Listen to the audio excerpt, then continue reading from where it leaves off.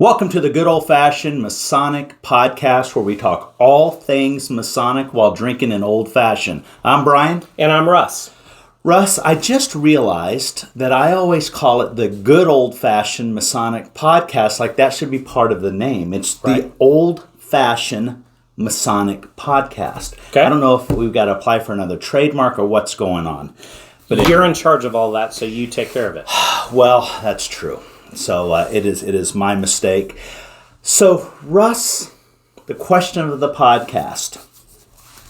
I know from knowing you and from another discussion that we've had, of all the sports, basketball is your least favorite. Correct.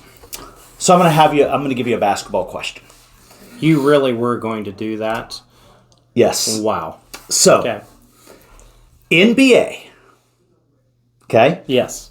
From the era that you watch, you have to pick your top 5 players of all time and form a team that you're coaching. Okay. Who are those 5?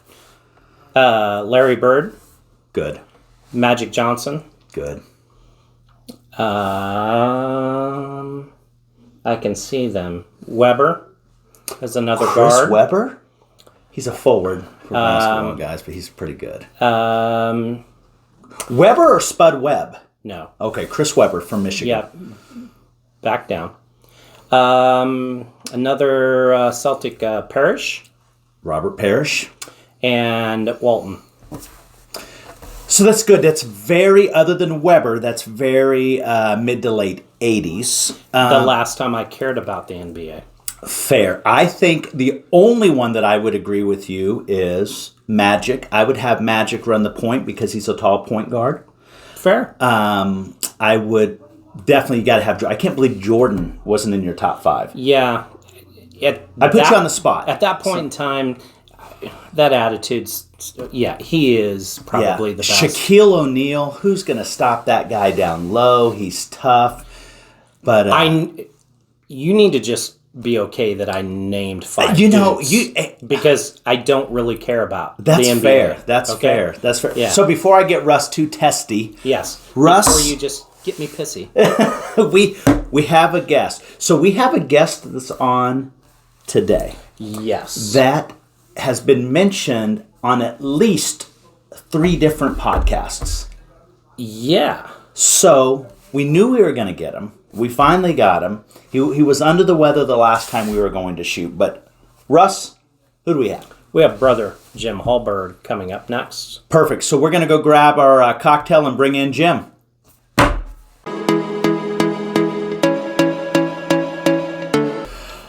Okay, welcome back, Jim. Welcome. Thanks for.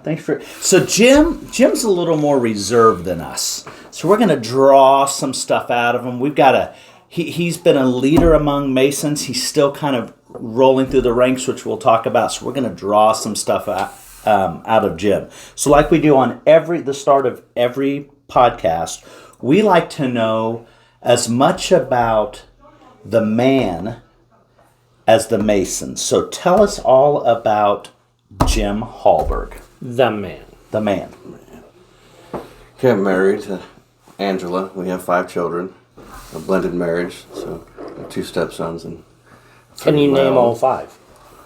Tristan, Loudon, Jordan, Kennedy, and Jackson. Fantastic. And how long have you been married? 12 years. 12 years. All right. Okay. Any of the boys Masons? Not yet. Okay. Where'd you grow up? Where do you live now?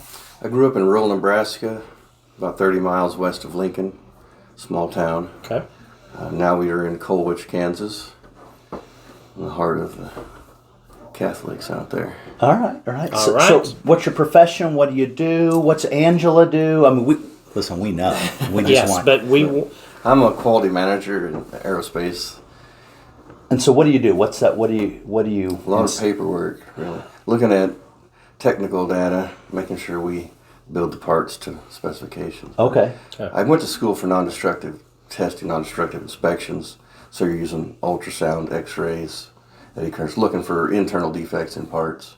Okay. And then I've moved into management. So quality management, you're looking at the technical aspect of is everything to blueprint that before it goes out the door? Okay. Are the suppliers correct? What's Angela do? Angela has her own hair salon. She's been doing that for 24 years, I believe. Okay. So, Colwich is an interesting choice. So, why'd you choose Colwich to live? So, when I met Angela, her boys were almost middle school age, and we wanted to get out of Wichita. I'm not a city guy. Mm-hmm. We found a place out by Rose Hill. So we were out in the country. The exact opposite direction of Colwich. Yes. So my kids were in May's school district, and hers were in Rose Hill. So we went back and forth for years. Okay. Until the older two graduated, and then the other ones were getting to the driving age. We didn't want them driving across town. Right. Mm-hmm. So we wanted to move west. Of course, I wasn't going to live in Wichita. Okay. So Colwich is basically 8 minutes out of town. Fair Everything enough. you need. Small town, except, I back up to a pasture in the Cowskin Creek. So Yeah. So you've been to the keg? You've been to the keg before in Colwich? Couple times. Is there any good time to be had at the keg? They've remodeled. Yeah. Have they really? Yeah, no, they Good really food. stepped it up. Yeah. Do we need to go on the road? I think we should do a road trip to the keg. Yeah. It's not. It's to the keg and then to the Suga in Lynchburg. That's not quite a normal route, but I like where your head's at. It's really easy at where we live in Wichita for us to hit the keg. Because it's like 10 minutes. Yeah. So anyway, as we go off track, so that's who Jim is. So we would now like to know, your Masonic journey. So from the beginning to what's going on today in your Masonic life. So I was raised in Albert Pike Lodge in 2018, going on 5 years now. Introduced to Masonry when my father-in-law passed away. We had his memorial at the shrine, so I met a lot of Masons and Shriners who he was acquainted with. And that's how I got introduced to it. So I wanted to somewhat honor his memory. And his name was? Irvin Rouse. Let's just toast him real quick. Toast. Bugs. Cheers. To you, Bugs.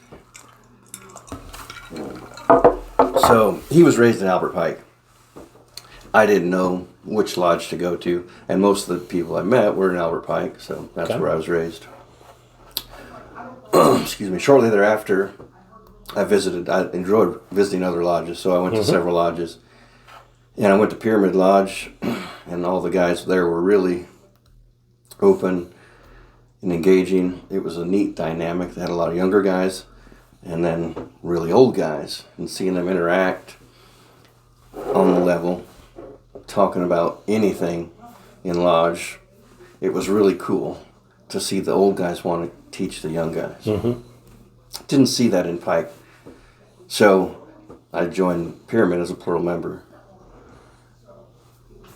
Fast forward to today, I'm just outgoing past master of Pyramid, and still have a really good, I think the youngest membership, average age membership in Kansas is Pyramid Lodge. Just under 50 years old is the average membership. So very nice. Trying to keep them engaged, active in the community, and moving forward. Are you a member of either Scottish Rite or York Rite, and are you a member of a shrine body? Not currently a Scottish Rite or York Rite. Okay. Scottish Rite is the one I want to join within the next year to 2 years. I'm a member of Midian Shrine. Okay.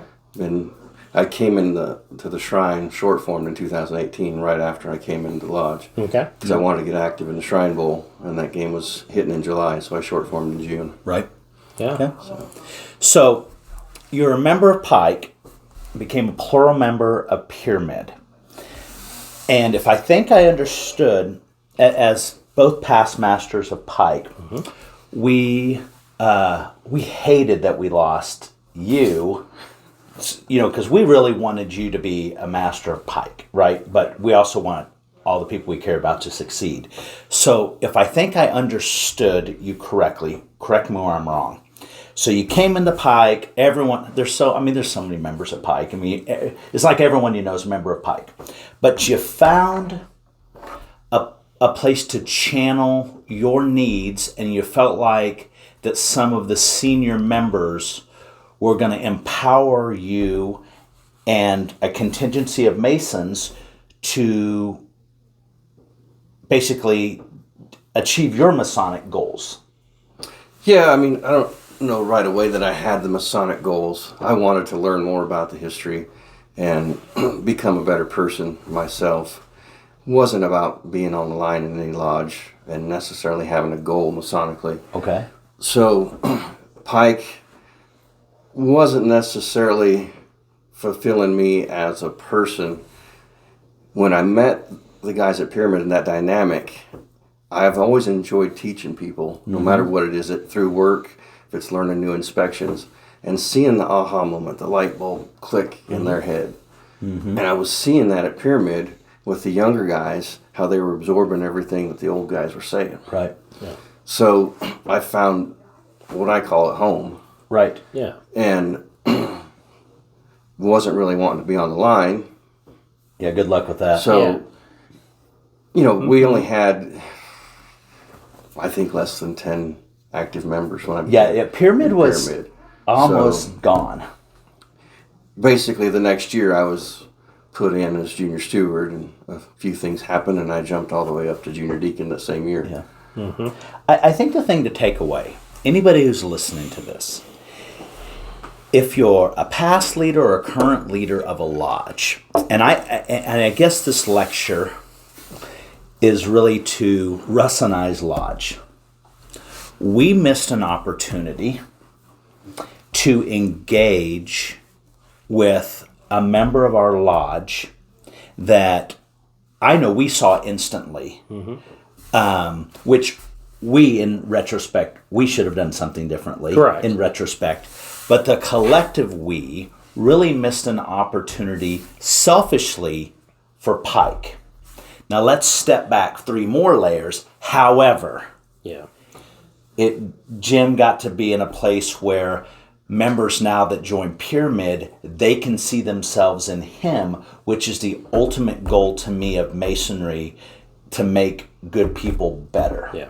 Fair? And I don't want to put you on the spot, and I don't want to make you feel uncomfortable, but you are already uncomfortable here because that is your character, and that's why we love you. He's so worried about what's coming next. Yeah, and what I love about the way you lead in just your personality is that you don't say much, and you are a silent leader, but anything that I've ever heard you say is spot on. And so when Jim just all of a sudden decides to speak, you better be listening because it's right on. And so I want to give you kudos for that. Yeah. Because as you are a 5 to 6 year Mason, I've been around for a long time. You challenge me as a Mason at times, and that's what I like. And that's what we need to have today. Well, I think a lot of people, Masons, have the mantra, we make good men better. Well, here's the thing. Most people think, well, the guys that are coming in, the old guys are going to make them better. I think that sword cuts both ways. Yes. Because Jim, and this is us still making you uncomfortable. Yes. You challenge us to be better. For us to be better. Right. And so that's really the thing that people don't get is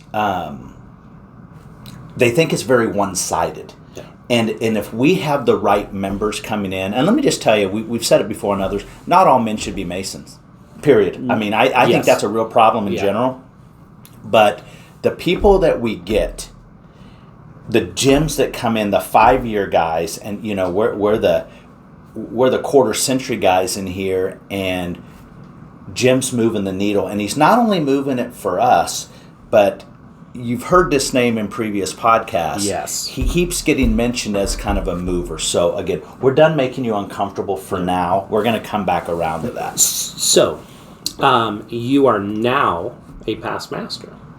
So while you were master of Pyramid Lodge, what were some of the what was a challenge that you what were some of the challenges that you had? Most challenging. Yeah. Most challenging. I think the biggest challenge is the age, the younger members, seeing the dedication it takes and getting them to the event, whatever the event is. They don't understand the amount of work it takes. So putting on degree work, the 2 meetings, trying to do stuff in the community. And they're also trying to start their life. They're 21, 22 years old. Right. So to give of themselves, and time to lodge, time to work and have fun and all these things, that was the challenge at Pyramid, is how do you get them there? I'm not going to remind you to come to lodge. Right, you're a grown man. Yeah. If you want to be there, you'll be there. You have a computer in your hand that will tell you when to show up, right? And I can send an email out or text you and say, hey, be here. I'm going to remind you to be there. But if you don't want to be there, you don't have that drive, or if something else comes up, I get it if you have obligations or the head of masonry, right? Your family and work. Yes. But communicate. Beyond that. But communicate. Yes. So it wasn't that they weren't there, but that's just how they need to understand the time it takes. Right. Because to me, masonry is about being good men, doing good deeds in the community. We need to get in the community. It's a volunteer organization. How can I make them be there? They have to want to be there. Right. So that's the challenge. Yes, sir. Now, other lodges where it's more retired guys, you won't have quite as much a problem there, because they have the free time. Yep. So that was my struggle in Pyramid. Yeah. And especially after we went dark in July and August, getting that momentum back. Okay. So let me tie into that. So if you were master again, that you're elected again today, what's the one single thing you'd do differently? The one thing. I'd ask for dispensation to not go dark, change the bylaws, so we didn't go dark in July and August. I hate going dark. Keep active. Because it kills the momentum. Right. Because it's easier not to come back once you take up. Oh man, I'd support that all day. Yeah, that's a great one. So you like dark. I will argue that point because if you are doing what you're supposed to be doing up until that point and through the summer, then it is a break to sort of recharge. And when you hit September, you should be just on a roll. You said the key word, should be. Should be. Yes. Yeah. Well. And there is that. Yeah. And not that anything was wrong. We had a good year, I believe, but just getting that momentum going. Yeah. It feels like you're just doing really good, getting through some degrees, and all of a sudden you're dark. And also in Kansas, August is really hot, and I quite frankly, if I had to have a picnic in August, I just wasn't going to do it because you're not even in Kansas in August. So don't give me that look on there. Come on. Well, there's a whole nother. Hey, so you are the new Oriental guide at Midian Shrine. Okay.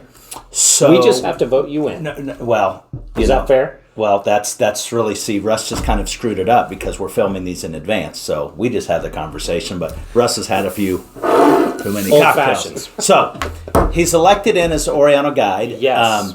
So when you were approached, to kind of talk us through that discussion that you had with your lady. Well, it's kind of challenging, and I mean that's a huge commitment. 5 years, basically being at every event for 5 years.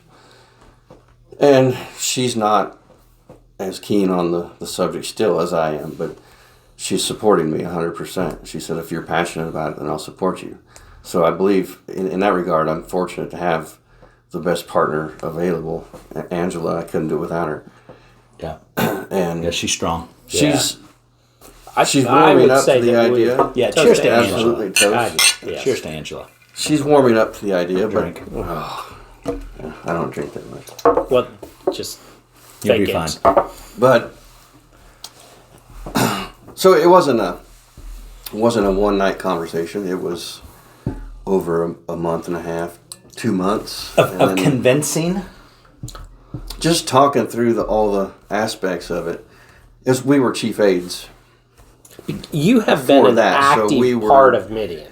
Yeah. You have been every year we've been creating a lot of things going on, right? You guys were the chief aide that always stuck out in kind of my term were Gary and Denise Gelvin.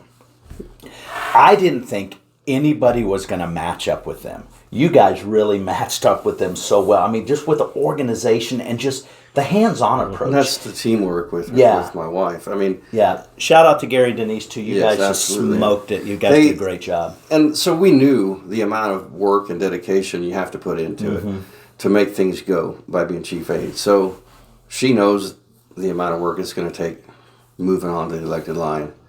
The politics are going to get messy, boys and girls. It wasn't convincing, but it's just saying, are we ready for this?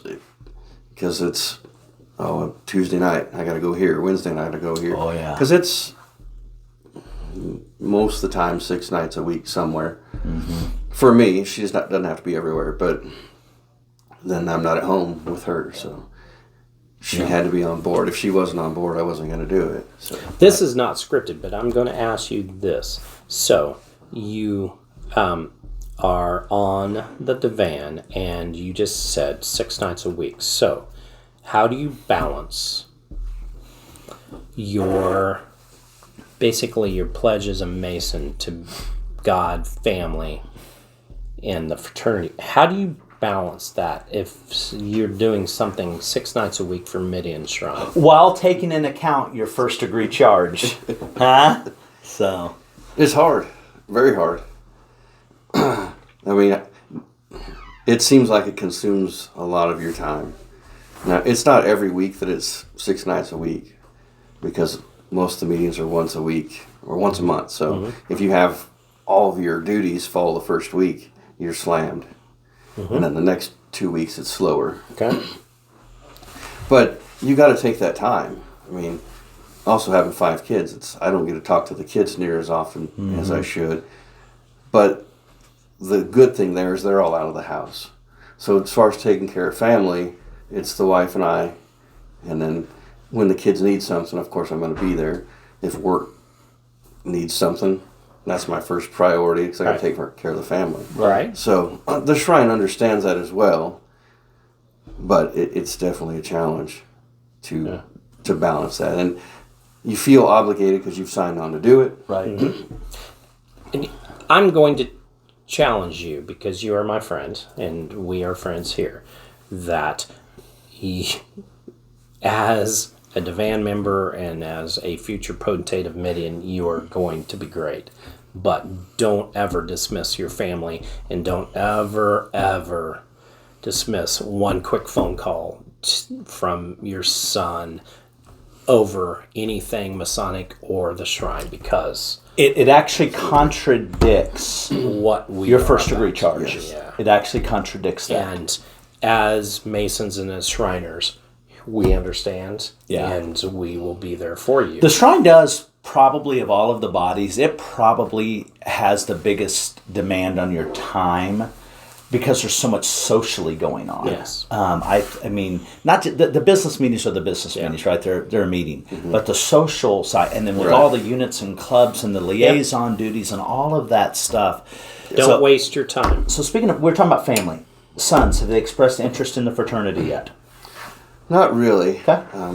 My 23-year-old's talked to me about it a little bit, but he's still in school. He's down in Texas and trying to get started in the medical field, so he needs to get himself established. Absolutely. You bet. The 18-year-old really doesn't know what he wants right now. Is this the Marine? No, he's 25. Okay. Good.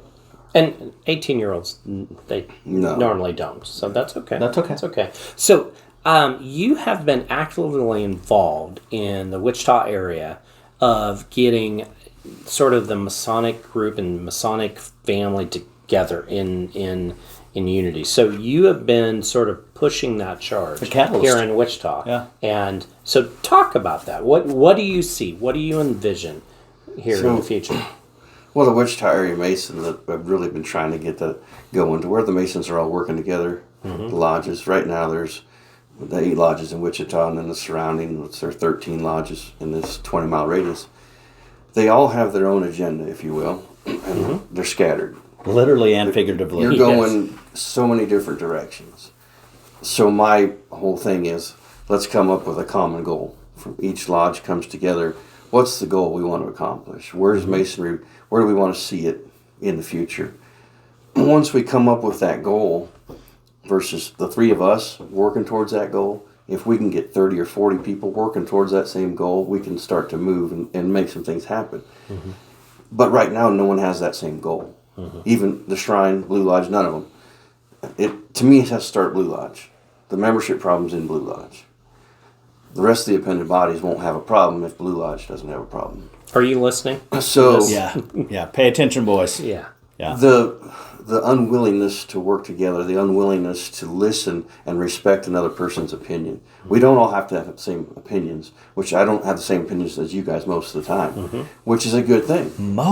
We can have a discussion. Part of the time. Right? Some of the time. Jesus, sounds so But that leads to a true discussion. Yes. Yeah, and we agree. Mutual respect with one another and one another's thoughts and opinions. And you believe at the end of the day, we still have different opinions potentially. Yeah. But I can think about what Brian said or what Russ said. Mm-hmm. It maybe doesn't sway me, but a light bulb comes on and say, what if we take part of his idea and part of this idea? That's really what it's, But right now there's a reluctance for anyone to even talk together.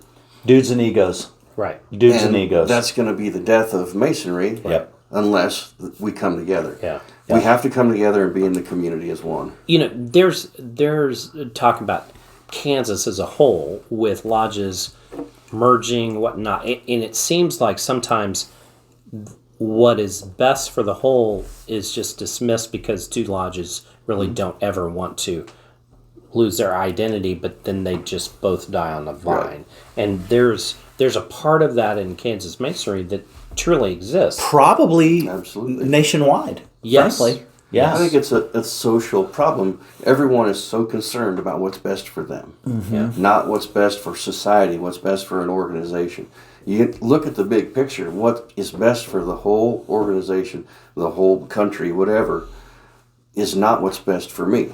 Yeah. I'm part of a bigger thing. So in Masonry, you're part of it. What's the best thing for us to pass this down to our sons, grandsons, is for it to still be thriving down the road. Yeah. If we got a lodge that only has 5 people that attend, that's great that they're active. But as they get older, now it's 4 and 3. Right. Then all of a sudden they lose their charter. Right. Yep. Yeah. So I'm going to ask one more question before we kind of go to our big question, our most important question. So I'm going to switch it up. This is a serious question.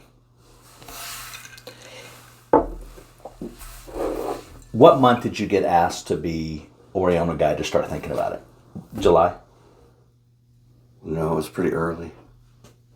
Okay. February, March, I think. Let's say it's March. It's March. Bob Bear comes to you, who put you on as OG, and says, Jim, I want you to think about being my Oriental guide, da-da-da-da-da-da. So you're like, okay. That same day, most forceful, Rob McClarty comes to you and says, man, you are moving the needle, my friend. I need you to be Grand Senior Deacon. If they came to you at the same time, which one would you have picked and why? Grand Senior Deacon. I knew it. Boys, stay with me. Stay with me. I'm just going to come in here a little bit. We messed up, Kansas Masonry. We messed up. So we're going after some of the guys that don't want it. But there's some guys out here that we need to be looking at. And I say this jokingly. I'm a proud Shriner. But we let the damn Shrine get Hallberg. How did this happen? How did we do that? How in the world did we do that? Because let me just tell you. We're not going to go into detail. We had a really interesting conversation about Grand Lodge type stuff, right? Yeah. So, damn you. Yeah. So, but I think that you are going to be unbelievable for Midian. I think what you're going to try to do to get everyone to work together, and believe it or not, I think that your pulpit, so to speak, from the Shrine is going to touch so many more of the lodges and bring them in more than what you're trying to do just in the Wichita area. So for Midian, a solid move. There's no better move this year. Bob, you picked a good one. You're lucky that McClarty didn't ask him because you'd have been SOL, buddy. But you I'm telling you, are going to move the needle. And Russ and I are committed behind the scenes to help support your mission, because we're a believer in you as a person and a believer in you as a Mason. So we want you to know that, and we feel like our actions, we've kind of done some different things. It's not going to be one person. I'm not going to do anything. You know that. That's why you're a good leader. Yeah. It's a matter of everyone getting on board and doing their part. A leader to me isn't someone that stands and tells someone what to do. Yep. It's someone that's willing to walk down the path with them. Shoulder to shoulder. And I'm sorry to interrupt, but the one thing that I never ever hear you start a sentence with is I. Yeah. Ever. Well, I appreciate that. Well played. I love it. Wow. I love it. So, most important question of the podcast. On the screen, you see 4 things. You see a basketball, you see a football, you see a golf ball, and you see a soccer ball.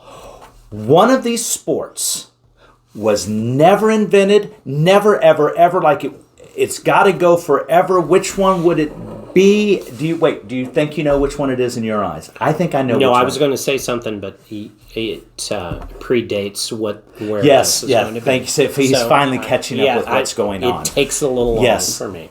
So, do you know which one you think it's going to be for him? Yes. I think I know too. I do Okay, too. so which one is it and why? Well, it's not basketball or football. We'll take those off the table right away. Easy. Thank you. We're still in the running. The other 2 are both somewhat pointless in my mind. Because golfing, you hit a ball and chase it for 4 hours trying to put it in a hole. But I think I'm going to have to go with, a lot of people won't like this, but soccer. That's what we knew. Yeah. We knew it. We're with you. We're with you. Russ and I have different opinions on this. I would let soccer go. Russ, as you saw in previous episodes, basketball. Is it's got to go. It's dead to him. It's which really still disgusts me for some reason, and I think it's because of just something else that's happened in our lives. Well, professional sports have ruined almost every sport there is. Yes, exactly. And I still am better at horse than you.